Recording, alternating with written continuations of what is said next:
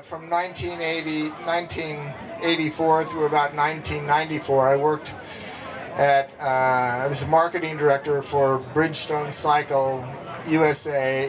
Bridgestone is was then and still is Japan's biggest bicycle manufacturer, and we had a small satellite office, a little red push pin on the map in San Leandro, California.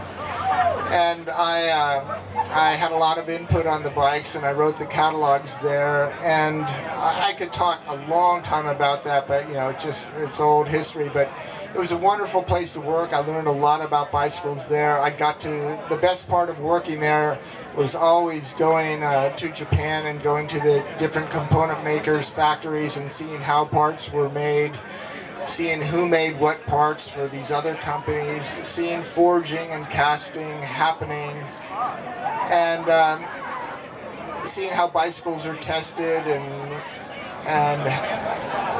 how the different kinds of failure tests that go on bicycles. And I got a really good education about bicycles, and Bridgestone was a great job for me. I went in there really unprepared for it, but when I went in, the president there didn't really have any interest in bicycles, and I was the technical person there, and so I never had a boss, and I got to make all kinds of mistakes on the job that nobody noticed, and I would only notice them after the fact. I never got a reprimand, I never got scolded. It wasn't an ideal situation for actually learning at the time, but it was an ideal situation for being able to screw up and not get fired.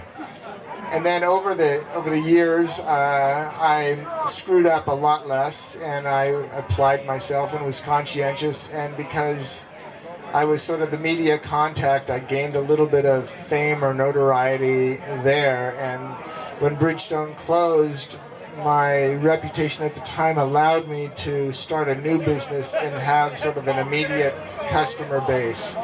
So I'm really grateful to Bridgestone for that. It allowed me to start Rivendell with a little bit of fanfare that allowed it to grow. Right now, it's still a small company. We have 9 full-time, 5 part-time employees. Sales are $2.8 million a year. On paper, at the end of the year, we usually make $20,000 to $40,000. We never have any more than $5,000 in the bank. We often have to borrow money to pay the taxes on the profit that we have on paper.